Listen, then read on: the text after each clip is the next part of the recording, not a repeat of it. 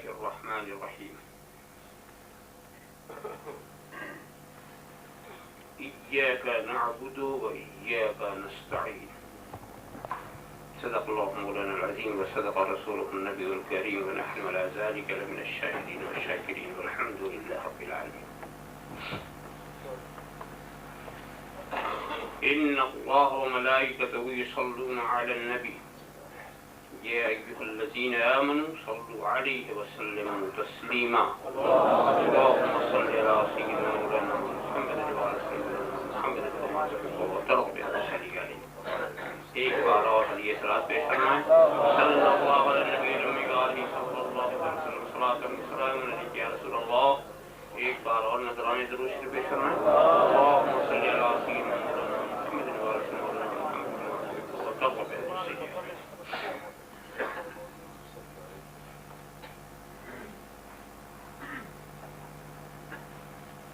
میں نے قرآن کریم کی ایک مشہور و معروف سورہ مبارکہ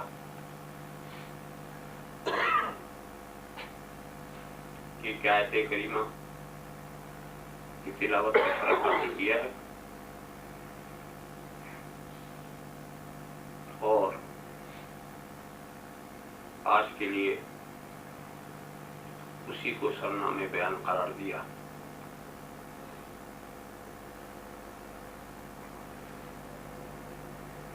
ایاک نعبد و ایاک نستعین.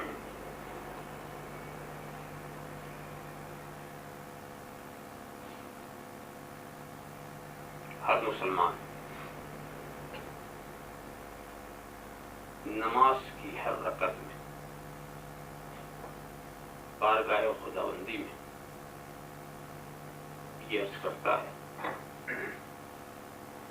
اور اس کے سوا بھی نہ جانے کتنی بار وہ کہتا رہتا ہوگا کہ اے اللہ ہم تیری ہی عبادت کرتے ہیں اور تجھی سے مدد مانگتے ہیں.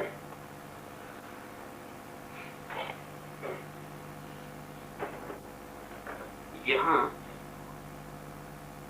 کسی اور پہلو کی طرف ذہن لے جانے سے پہلے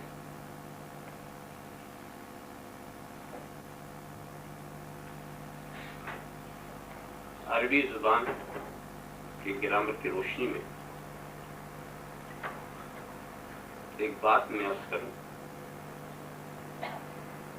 پھر آپ اسلامی تعلیمات کی خوبیوں سے اچھی طرح سے واقف ہو سکیں گے. یہ نعبدو یا نستعین, یہ دونوں عربی زبان میں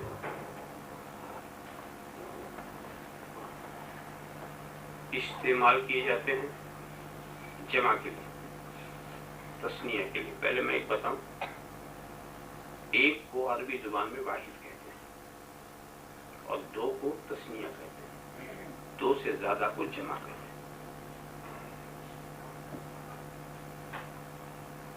تو کچھ صیغے ہوتے ہیں واحد کے لیے, کچھ کلمات واحد کے لیے استعمال ہوتے ہیں.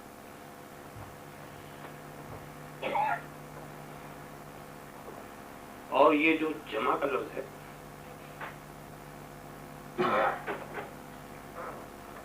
وہ کثرت کے لیے آتا ہے. ایسا لگتا ہے کہ بولنے والے دو ہیں یا دو سے زیادہ. اور ساتھ ہی ساتھ ایک بات اور بتائیں کہ جمع کا لفظ بھی واحد کے لیے آتا ہے مگر وہ واحد معظم ہوتا ہے. واحد معظم کے لیے جمع کا لفظ آتا ہے. جیسے ورفعنا لک ذکر, وہاں بھی جمع ہی کا لفظ ہے, ہم نے بلند کیا, مگر وہ وہاں واحد معظم کے لیے. ایسا واحد جو اپنے دامن میں عظیم عظمتیں اور برتریاں لیے ہوئے, اس کے لیے بھی جمع کا لفظ بولتے ہیں.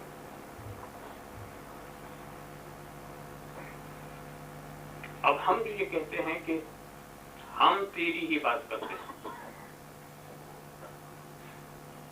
بولنے والے تو ہم ہیں نا، اور کس عالم میں بول رہے ہیں کہ خدا کی عبادت کر رہے ہیں اور یہ کہہ رہے ہیں. یہ مقام اگر کوئی باعظمت بھی ہو تو عظمت کے اظہار کا ہے ہی نہیں. جب خدا کی بارگاہ میں آپ کھڑے ہیں تو یہ عاجزی کا مقام ہے، انکساری کا مقام ہے، اپنی عظمتوں کے اظہار کا کوئی مقام ہی نہیں. تو جب اس کا کوئی مقام ہی نہیں تو یہ واحد معظم والا کوئی پہلو یہاں نہیں کرتا کہ آپ خدا کی بارگاہ میں کچھ اپنی عظمت دکھانا چاہتے ہیں. یہاں تو آپ جھکنے کے لیے آئے ہیں، سر اٹھانے نہیں آئے. تو خاص طور سے عبادت میں یہ پہلو بھی نہیں آتا. اب رہ گئے دو، تو بولتے ہیں ایک اور مراد لے لیا دو یا دو سے زیادہ، وہ پہلو اور بھی مشکل پڑ گیا. ہم عبادت کرتے ہیں تو میں تو تنہا، تو ایاک اعبد و ایاک استعین،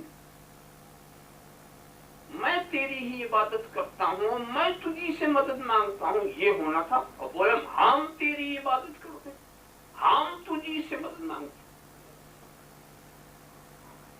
اور لطف کی بات ہو کہ جماعت کے ساتھ پڑھیں تو بھی یہی پڑھتے ہیں، تنہا پڑھیں تو بھی یہی پڑھتے ہیں. یہ نہیں کہ تنہا نستعین کو استعین کر دیتے ہوں، یہ نعبدو کو عبدو کر دیتے ہوں، ایسا بھی نہیں کرتے. ہم تیری، جیسے معلوم ہوتا ہے ایک پوری جماعت ہر وقت عبادت کے لیے مصروف ہے. تو دوستو اس میں کوئی شک نہیں کہ ہم تنہا ہی عبادت کرتے ہیں، ہر شخص اپنی عبادت کا تنہا ذمہ دار.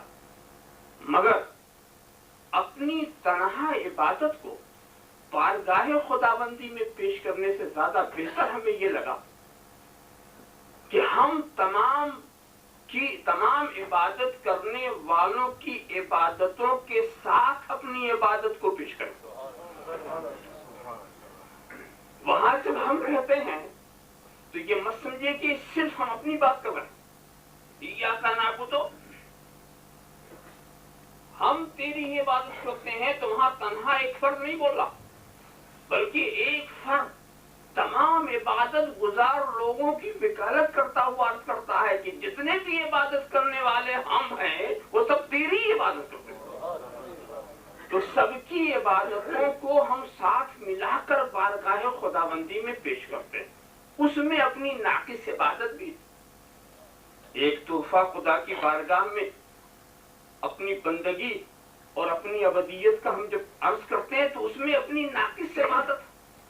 اور اس پیش کرنے میں چالاکی کیا ہو گئی جناب کہ خدا کی بارگاہ میں ہم نے صالحین، عارفین، راکعین، ساجدین، عابدین کی نمازوں کے ساتھ جب اپنی نماز کو شامل کر کے پیش کیا تو اب امید یہ ہے کہ رب تبارک و تعالیٰ جب قبول کرے گا تو سب قبول کر لے گا. اب ہمیں اطمینان ہو گیا کہ یہ ہماری ناقص نماز پلٹائی نہیں جائے گی، یہ ہماری ناقص نماز پلٹائی نہیں جائے گی. ویسے تو فضل عظیم والا ہے، وہ رحیم و کریم ہے، مگر ہم نے بھی ایک ایسا راستہ نکالا ہے اور یہ راستہ بھی اسی نے بتایا ہے کہ میرے پاس کوئی تحفہ بھی پیش کرو تو تنہا نہ پیش کرنا، ورنہ تیری ذات کیا، تیرا تحفہ کیا. میرے مقبول بندوں کی نمازوں اور ان کی عبادتوں میں شامل کر کے جب پیش کرو گے تو میں انہیں تو محروم نہیں کروں گا، تو ان کے صدقے میں تمہیں بھی محروم نہیں کروں گا. ان کی عبادتوں کو قبول کروں گا تو تمہاری بھی عبادتوں کو قبول کر لوں گا. میں اس سلسلے میں فقہ کا ایک مسئلے کی طرف آپ کے ذہن کی توجہ لے جاؤں، آپ کے ذہن کو لے جاؤں. وہ اس کو خیار عیب کہتے ہیں. خیار عیب جانتے کیا؟ آپ کسی دکان سے کوئی چیز خرید لیں تو آپ کو یہ اختیار ہے کہ اس میں اگر عیب ہے تو آپ پلٹا سکتے ہیں. 3 دن تک کا آپ کی یہ پاور، اور پھر اس دکاندار کو اسے واپس لینی پڑا. شرعی نقطۂ نظر تک واپس نہیں لے تو آپ اسلامی عدالت میں اس کا کیس بھی دائر کر سکتے ہیں. تو خیال عیب کی پوزیشن کیا ہوئی کہ دکاندار سے ہم نے کوئی چیز خریدی، اب اس میں کچھ عیب نکل آیا تو اب ہم اس کو پلٹا سکتے ہیں. مگر پلٹانے کا اصول کیا؟ پلٹانے کے یہ اصول، مثلا کھجوریں آپ نے خرید لی، 1 کلو خرید لی، اس میں کچھ اچھی ہے کچھ خراب، تو پلٹانے کا اصول یہ کہ پلٹانا ہے تو سب پلٹا دو، یہ نہیں کہ اچھی اچھی چن لیا خراب پڑا واپس کر دیا۔ اگر تمہیں پلٹانا ہے تو سب پلٹا دو، لینا ہے تو سب لے لو۔ اب اس اچھے کو اگر قبول کرنا ہے تو اس کے صدقے میں ان بروں کو بھی قبول کرو۔ اس اچھے کو اگر قبول کرنا ہے تو اس کی لپیٹ میں ان بروں کو قبول کر لو، اور اگر ان بروں کو نہیں لینا تو ان اچھوں کو بھی چھوڑو۔ ان بروں کو نہیں لینا ہے تو ان اچھوں کو بھی چھوڑو۔ تو خیار عیب میں یہ ہوتا ہے کہ اگر کوئی چیز عیبدار ہوئی تو پلٹاؤ تو سب پلٹا دو، لینا ہے تو سب لے لو۔ تو بس بات سمجھ میں آ گئی کہ یہ قانون اسلام کا ہے، اور اسلام کا ہر قانون آسمانی۔ تو جب خیار عیب کی بات قرآن اللہ کے رسول سے ہمیں ملی تو یہ بھی آسمانی ہدایت ہی تو ہے، اور یہ خدائی قانون ہے۔ تو جب خدائی قانون یہی ہے کہ لو تو سب کو لے لو، پلٹاؤ تو سبھی کو پلٹاؤ، تو ہم نے سوچا کیوں نہ اپنی عبادتوں کو صالحین کی عبادت کے ساتھ پیش کریں۔ جب صالحین کی عبادت کے ساتھ پیش کریں گے تو خدا صالحین کی عبادت کو پلٹائے گا نہیں، اور پھر انہی کی صدقے میں ہماری عبادتوں کو قبول فرمانے گا۔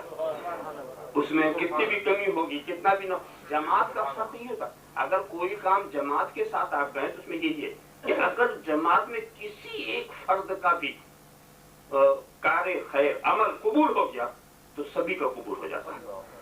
یہ جماعت نماز کی جماعت ہو یا کوئی بھی حج ہی کا معاملہ ہے، حج میں اگر کسی ایک کا بھی حج قبول ہو گیا تو ان کے صدقے میں سبھی کا حج قبول ہو جاتا ہے۔ کار خیر آپ کریں، اگر ایک ساتھ کر رہے ہیں اور شرکت کر رہے ہیں، اس میں کسی ایک کا کل کار خیر قبول ہو گیا تو سبھی کا قبول ہو جاتا۔ اس لیے ہم بارگاہ خداوندی میں کہتے ہیں ایاک نعبد، ہم تیری ہی عبادت کرتے ہیں اور ہم تجھی ہی سے مدد مانگتے ہیں۔ یہاں پر ایک چیز اور بھی سمجھ میں آئے کہ الفاظ تو بالکل ایسے ہی ہیں کہ ہم تیری ہی عبادت کرتے ہیں، اس کا مطلب تیرے سوا کسی کی عبادت نہیں کرتے، اس کا صاف مطلب یہ ہوگا۔ اور ہم تجھی ہی سے مدد مانگتے ہیں، اس کا بھی مطلب یہ ہونا چاہیے کہ تیرے سوا کسی سے مدد نہیں مانگتے۔ عبادت کے معاملے میں تو آپ بہت پکے نظر آئے کہ واقعی آپ خدا کے سوا کسی کی عبادت نہیں کرتے، مگر مدد کے معاملے میں ہم یہ دیکھتے ہیں کہ کہیں کہیں آپ دوسری جگہ بھی جاتے ہوئے نظر آتے ہیں۔ یہ بات کیا، یہ عبادت اور استعانت میں یہ فرق کیوں؟ عبادت کو تو آپ نے خدا کے ساتھ مخصوص کر دیا، اور استعانت کو آپ غیر خدا سے بھی مانگتے ہیں۔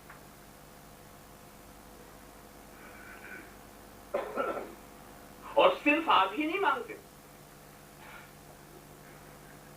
بلکہ مدد طلب کرنے والے ایسے ایسے صالحین جن کے صالحین ہونے میں شبہ نہیں، بلکہ غیر خدا سے مدد طلب کرنے والے انبیاء و مرسلین ہیں۔ تو بات اور بھی گہری ہے۔ من انصاری اللہ کہنے والا ایک رسول برحق ہے۔ کون ہے خدا کی راہ میں ہمارا مددگار؟ یہ غیر خدا ہی کو بلایا جا رہا۔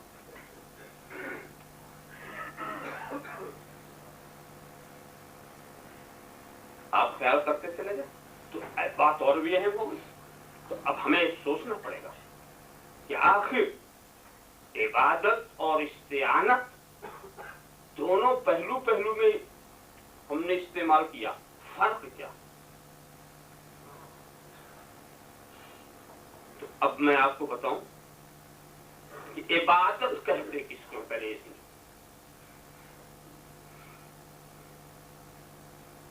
عبادت کہتے ہیں اقصی غایت الخضوع، عاجزی اور انکساری کی انتہا، کہ اس کے بعد پھر عاجزی کا کوئی درجہ ہی نہ رہ جائے، چاہے وہ عقیدے میں یہ انتہا ہو چاہے عمل میں یہ انتہا ہو۔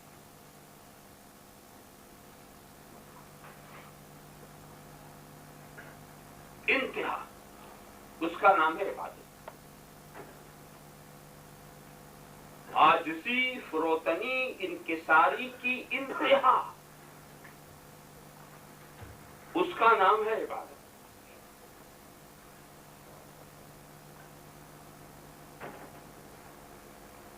اگر اس سے نیچے آتا ہے وہ عبادت تھی. عبادت اسی وقت ہوگی جب فروتنی اور عاجزی اپنے انتہائی کمال پر، منتہا پر. جب یہ بات آ گئی تو یہ بات بالکل واضح ہے کہ کسی چیز کی بھی انتہا ایک ہی ہوتی، ابتدا بھی ایک اور انتہا بھی ایک. درمیانی کڑیاں تو بہت ہوتی مگر نہ ابتدا کی تقسیم ہو سکتی ہے نہ انتہا کی. کسی بھی چیز کی انتہا کوئی ایک ہی ہوگی. ایسا نہیں ہو سکتا کہ دو انتہائیں ہوں، کہ یہ بھی انتہا اس سے آگے بھی کوئی انتہا نہیں. حقیقی انتہا جسے کہیں گے یا حقیقی ابتدا جسے کہیں گے، ہر چیز کی ابتدا بھی ایک اور ہر چیز کی انتہا بھی ایک. اور جب انتہا ایک تو انتہا کی بھی تقسیم نہیں ہو سکتی اور ابتدا کی بھی تقسیم نہیں ہو سکتی. درمیانی منزلیں کچھ بھی ہوں. تو جب عبادت نام ہے عاجزی اور فروتنی کے انتہا کا، تو اب وہ ایک ہی ہوگی، دو نہیں ہو سکتی. اس لیے کہ انتہا معاملہ اس میں تقسیم نہیں، ایک ہی اسٹیج اور وہ پھر ایک ہی ذات کے لیے مخصوص ہوگا. پھر دوسرے کے ساتھ وہ عمل اس کا استعمال ہم نہیں کر سکتے. مگر مدد کی کیفیت میں بتاؤں آپ کو، مدد کے درجے الگ الگ، چھوٹی بھی مدد ہوتی، بڑی بھی ہوتی. کسی نے آپ کو 4 آنے دے دی، یہ بھی ایک مدد ہے. 5 کروڑ دے دیا، وہ بھی ایک مدد ہے. لاکھوں دے دیا، وہ بھی ایک مدد ہے. تو مدد کے درجات بہت ہیں. مدد کی تو تقسیم ہو سکتی ہے، مدد کے اسٹیج مراتب الگ ہے، مگر عبادت کی کوئی تقسیم نہیں ہو سکتی. عبادت ایک ہی چیز ہے اور وہ جس کے ساتھ مخصوص ہوگی اسی کے ذات کے ساتھ. مگر مدد کا معاملہ ایسا ہے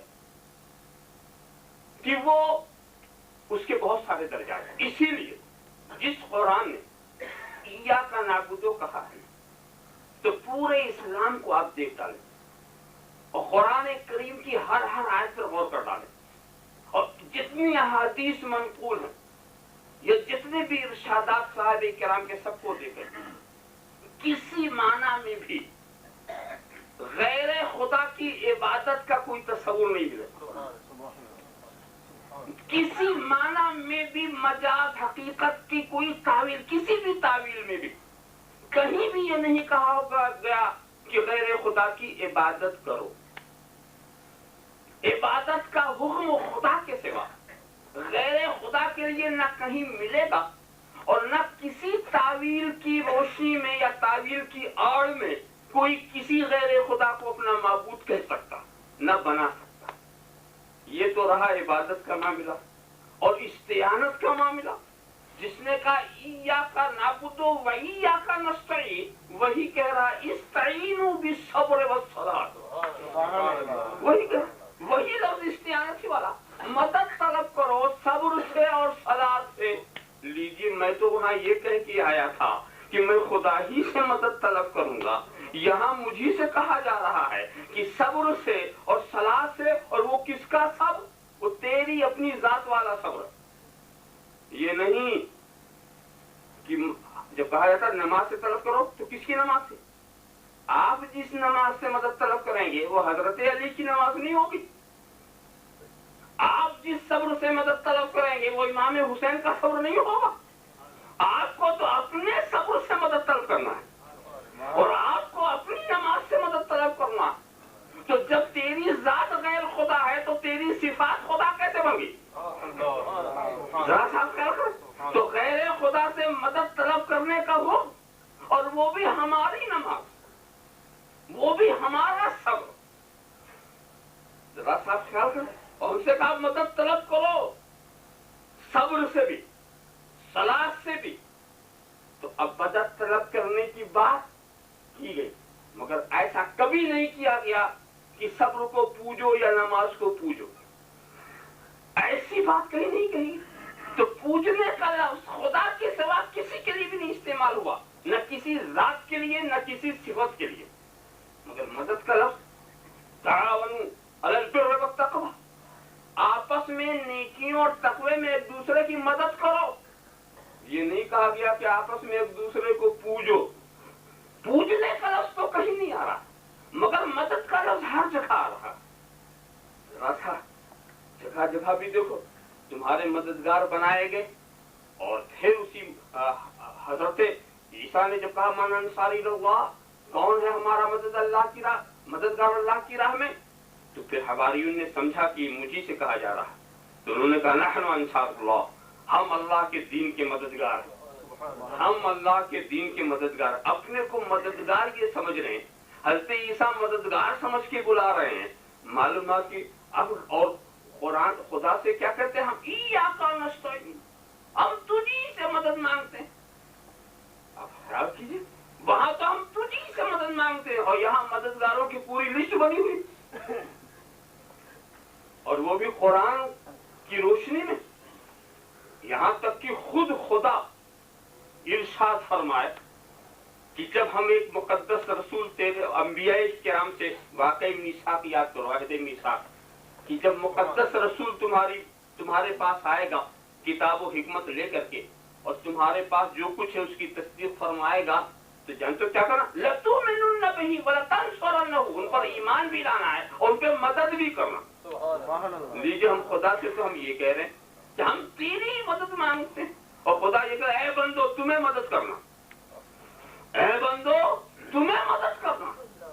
इंतहा की बात देखिए कि खुदा तो किसी की मदद का मुहताज नहीं, मगर कहता इन तंसुरुल्लाह, अगर तुम खुदा की मदद करोगे तो खुदा तुम्हारी मदद करेगा।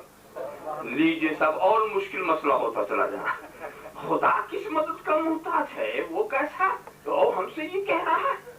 मगर इबादत वाला लफ्ज अपनी जगह महफूज, कहीं गैर खुदा का इशारा किनाया में भी इबादत और परस्तिश की बात न की गई, और मदद के लिए अल्लाह के औलिया की एक पूरी लिस्ट ही पेश कर दी गई। उतलुबुल आयाती इंद फुक़राइल मुस्लिमीन, मुसलमानों में से वो लोग जो सारी दुनिया से बेनियाज हैं, उनसे मदद तलब करो, उनसे नेमत तलब करो। आप ख्याल करते चले जाएं। अब इस जगह पर ये सोचने की बात होगी, मामला क्या है कि एक तरफ तो हम तेरी ही मदद चाहते, और दूसरी तरफ मदद की और भी मंजिलें और भी मकामात नजर आ रहे हैं। हम आपको बता दें दोस्तों, मदद का मामला ही ऐसा है कि अगर किसी भी हुकूमत और किसी भी सल्तनत में आप रहें, तो उस हुकूमत और सल्तनत के जितने शोबे हैं, उन शोबों में आप किसी भी शोबे से मदद तलब करें, ये हुकूमत ही की मदद है। ये हमारी गवर्नमेंट है ना, इसमें मुख्तलिफ शोबे, एक तो दिफाइया जिसको मिलिट्री कहते हैं, और उसके बाद एक शोबा है मुकन्नना है जहाँ कानून बनता, पार्लियामेंट और असेंबली, और एक शोबा है अदलिया जहाँ कानून नाफिज किया जाता है, बनता है पार्लियामेंट में, नाफिज किया जाता है कचहरियों में, और एक है इंतजामिया जो मुल्क के इंतजाम को संभालते हैं। तो ये मुख्तलिफ शोबे, और हर शोबे में रहने वाले का अलग अलग नाम है। मिलिट्री वाले जो है, कोई मेजर है, कोई लेफ्टिनेंट है, कोई जनरल है, कोई कर्नल है, इस तरह के अल्फाज वहां मारूफ। और यहाँ जो मुकन्नना में है उनको MP कहा जाता है, मिनिस्टर कहा जाता है, इस तरह के अल्फाज यहाँ मिलते हैं। और उसके नीचे जो अदलिया है उनको कहे ये जज हैं, ये मुंसिफ हैं, ये मजिस्ट्रेट हैं, इस तरह के अल्फाज वहाँ मिलते हैं। और जो इंतजामिया वाले हैं उनके लिए अल्फाज ये हैं कि साहब ये फौजदार है, ये दरोगा है, SP है, DYSP है, IG है, DIG, ये अल्फाज यहाँ मिलते हैं। मगर ये सारे महकमे जो हैं ये गवर्नमेंट ही के महकमे।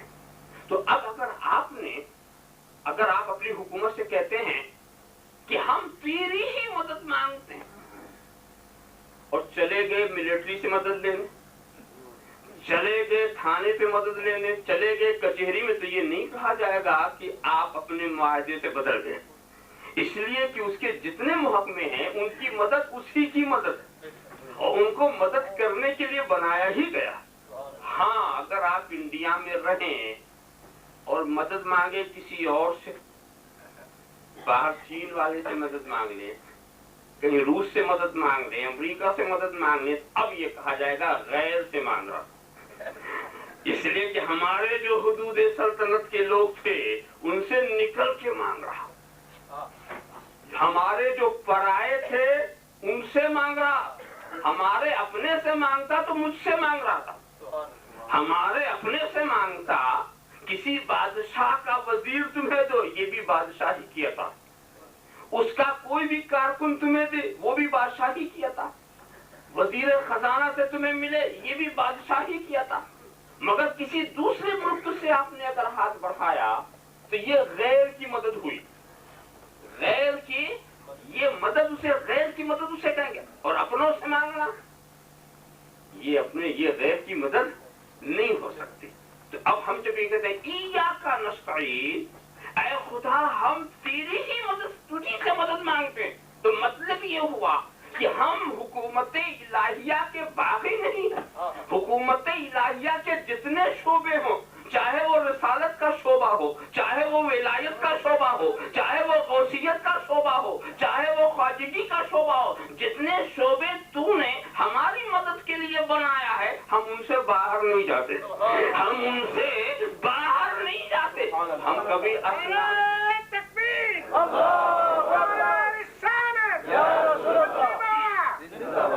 हम कभी असनाम के पास नहीं जाते, हम कभी बुतों के पास नहीं जाते, हम तेरे दुश्मनों के पास नहीं जाते, हम उसके पास जाते। इसीलिए समझ लो कि गैरुल्लाह क्या है, हम गैरुल्लाह के पास नहीं जाते, हम गैरुल्लाह के पास नहीं जाते हो, और जिसके पास जाते हैं वो गैरुल्लाह नहीं है, वो वलीउल्लाह, वो गैरुल्लाह नहीं है, वो वलीउल्लाह है।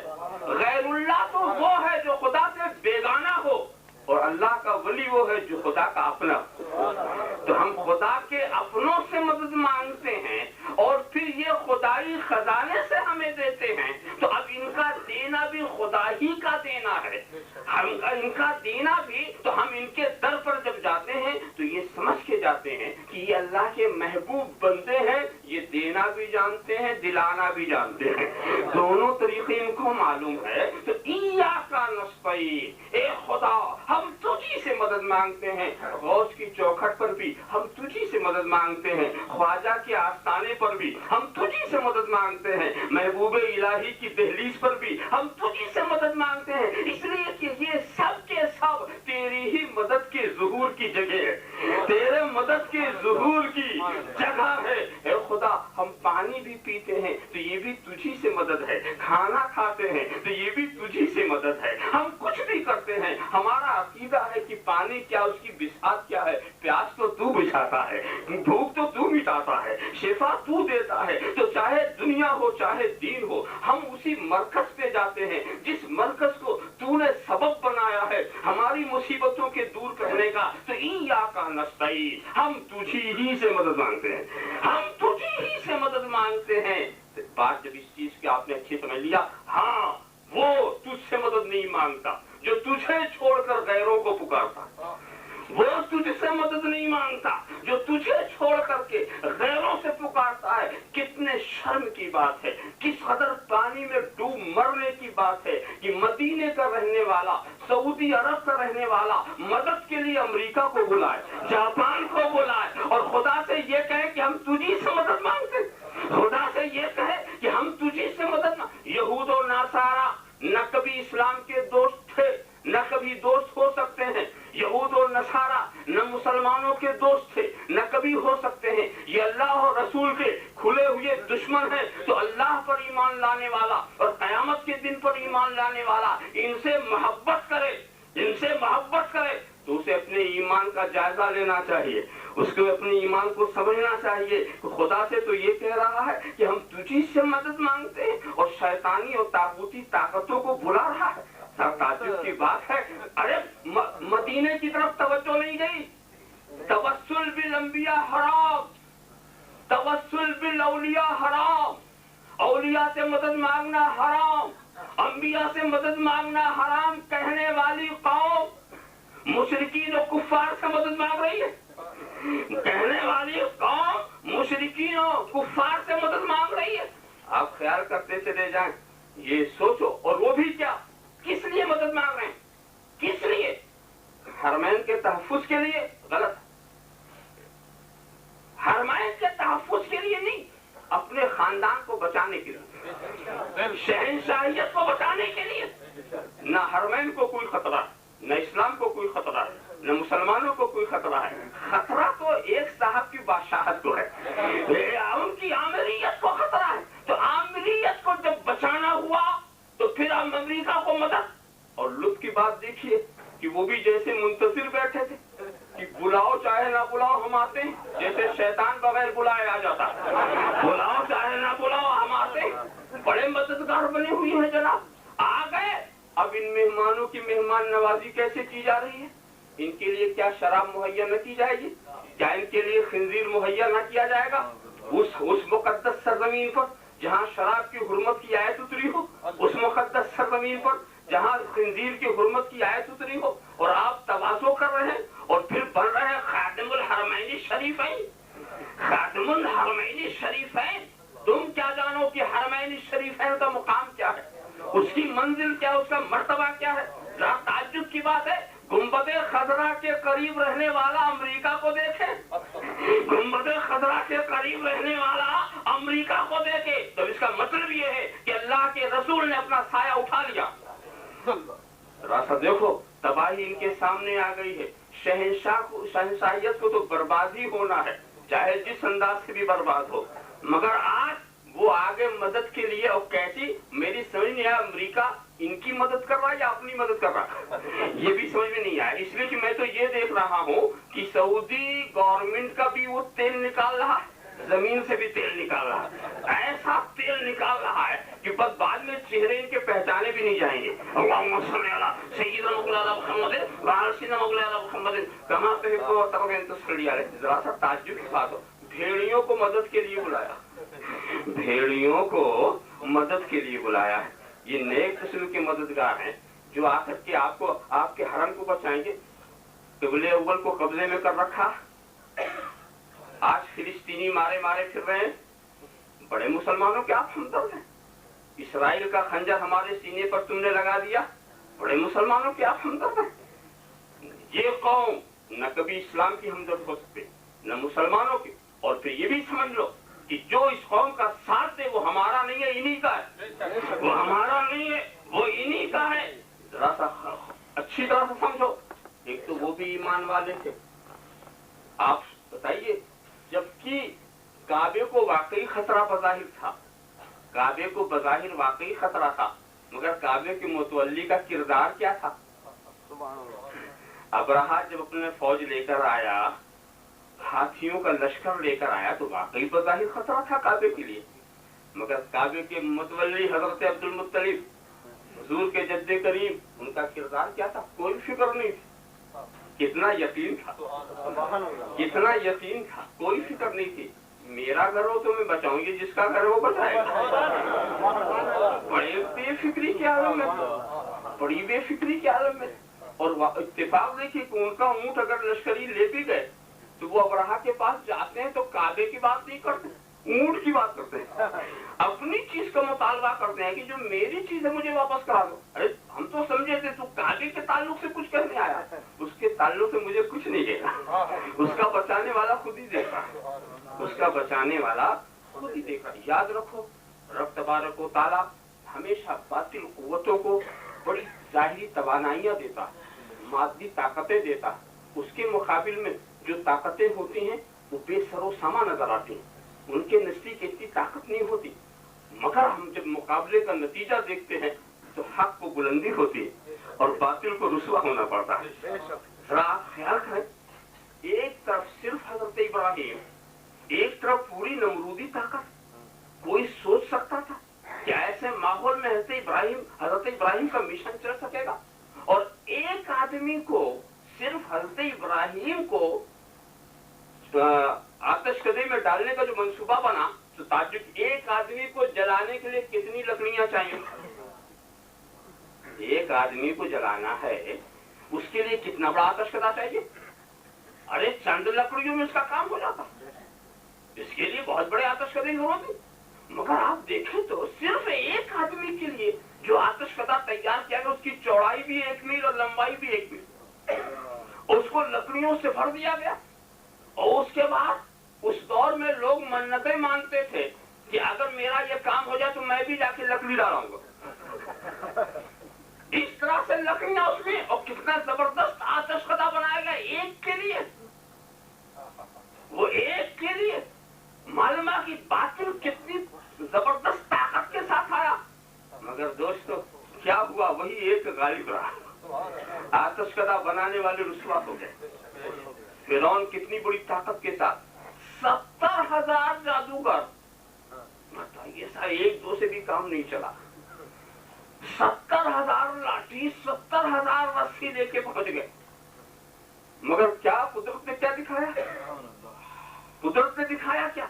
تو یاد رکھو، باطل طاقتیں پوری طاقت کے ساتھ اس لیے آتے ہیں، خدا دیتا اور پھر انہیں رسوا کر کے دکھا دیتا کہ تم سمجھو کہ تمہاری طاقت کے اوپر بھی کوئی طاقت ہے، تمہارے ارادے کے اوپر بھی کسی کا ارادہ ہے، اور تمہیں اتنا ہم دے دیں کہ تمہیں حسرت ہی نہ رہ جائے کہ یہ ہوتا تو ہم یہ کر لیتے، وہ ہوتا تو ہم وہ کر لیتے۔ ہم سب کچھ دیتے ہیں، ہمارے حرمین کو آنچ آئے تو دیکھا جائے، لاؤ تم اپنی پوری طاقت کو۔ اور اس کے مقابلے میں مسلمانوں کو بظاہر حالت کمزور ہوتی ہے، یعنی تناسب دیکھیے تو کچھ سمجھ میں بھی نہیں آتا کہ یہ کیا مقابلہ چیونٹیوں اور ہاتھیوں کا مقابلہ ہے، یہ تناسب ہی کچھ نظر آ سکتا۔ تو بظاہر مسلمانوں کی حالت بڑی کمزور ہوتی ہے، مگر پھر نتیجہ کیا ہوتا ہے کہ اسلام کامیاب ہوتا ہے، باطل رسوا ہوتا ہے، مسلمان فاتح ہوتا ہے، کافر شکست کھاتا ہے، تاکہ مسلمان بھی یہ سمجھیں کہ ہم نے جو شکست دی ہے وہ اپنی طاقت سے نہیں دی ہے، یہ حق کی طاقت ہے، یہ نصرت حق ہے۔ تیرے پاس کیا ہے جو تو کچھ کر سکے؟ تیرے پاس کیا ہے تو کچھ کر سکے؟ یہ اسی کی مدد ہے جس کی مدد تو رات دن مانگتا ہے۔ ایاک نستعین ایاک نستعین ایاک نستعین، اے مستعان خلق ہمارا کوئی نہیں، ورد زباں ہمارا ہے، ایاک نستعین۔ اور یہ اتنی بڑی طاقت ہے کہ اس رات کو نہ کافر سمجھ پائے گا، نہ مشرک سمجھ پائے گا، نہ یہودی سمجھ پائے گا، نہ نصرانی سمجھ پائے گا، اور جو وہ مسلمان جو خود اپنے کو کافر شعار بنا چکے ہو، جن کے دل و دماغ کے اندر یعنی سر کا ڈھانچہ عرب کا ہو، یہ سر کا جو ڈھانچہ ہے وہ ہے عرب کا اور بھیجا امریکہ کا، اس کے اندر جو دماغ ہے وہ امریکہ کا ہو، تو یہ کیا مسلمان ہیں اور کیا یہ اسلام کا کام کریں گے؟ اللہم صلی علی سیدنا مولانا محمد وعلی سیدنا مولانا محمد کما تحب و ترضى بأن تصلی علیہ۔ تو دوستو، ایاک نعبد و ایاک نستعین کی محمد سے وفا تو نے تو ہم تیرے ہیں، یہ جہاں چیز ہے کیا لوح و قلم تیرے ہیں، محمد کی محبت دین حق کی شرط اول ہے، اسی میں ہے اگر خامی تو سب کچھ نامکمل ہے، محمد کی غلامی ہے سند آزاد ہونے کی، خدا کے دامن توحید میں آباد ہونے کی۔ وآخر دعوانا الحمدللہ رب العالمین۔